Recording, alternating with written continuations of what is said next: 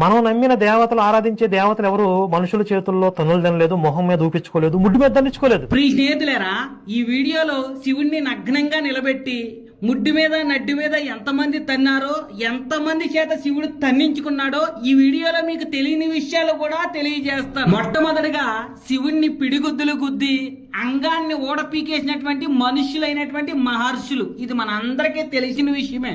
రెండు, రాక్షసులు. శివుడు దేవుడు అని తెలుసు కూడా రాక్షసులు శివుణ్ణి ముడ్డు మీద నడ్డి మీద తనడమే కాకుండా భస్మాసురుడు అనేటువంటి రాక్షసుడు శివుడి ద్వారా వరం పొంది శివుడినే చంపేయడానికి శివుడు వెనకాల పరిగెడతా ఉంటాడు.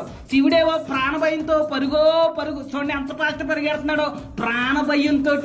ఇది రెండో విషయం. మూడు, కొడుగ్గా పిలువబడుతున్నటువంటి వినాయకుడు వాళ్ళ అమ్మ బాత్రూంలోకి పర్మిషన్ లేకుండా శివుడు వెళ్ళిపోతున్నాడని వాళ్ళ అమ్మ ఇచ్చినటువంటి కర్రతోటి శివుణ్ణి ముడ్డు మీద నడ్డి మీద తంతాడు. పార్వతియే శివుణ్ణి కొట్టమని ఎంకరేజ్ చేసిందంట. ఆ ఎంకరేజ్ ని బట్టి వినాయకుడు ఇంకా రెచ్చిపోయాడు అని గ్రంథాల్లో రాసుంది, కావాలంటే మీరు చదువుకోండి. నాలుగో విషయం, శివుడి భార్య పార్వతి కూడా శివుడిని విడిచిపెట్టలేదు. ఇద్దరు కలిపి జూదం ఆడితే ఆ జూదంలో శివుడు ఓడిపోయాడంట. శివుడు ఓడిపోయాడని పార్వతి శివుడికి ఉన్నటువంటి గోచెగుడ్డ ఓడగొట్టేసి నగ్నంగా నిలబెట్టి అవమానపరుస్తాడు. ఆఖరికి భార్య చేత కూడా గుడ్లన్నీ ఓడపీకించుకుని ముడ్డు మీద తన్నించుకున్నాడు శివుడు. ఇది నాలుగో స్టోరీ.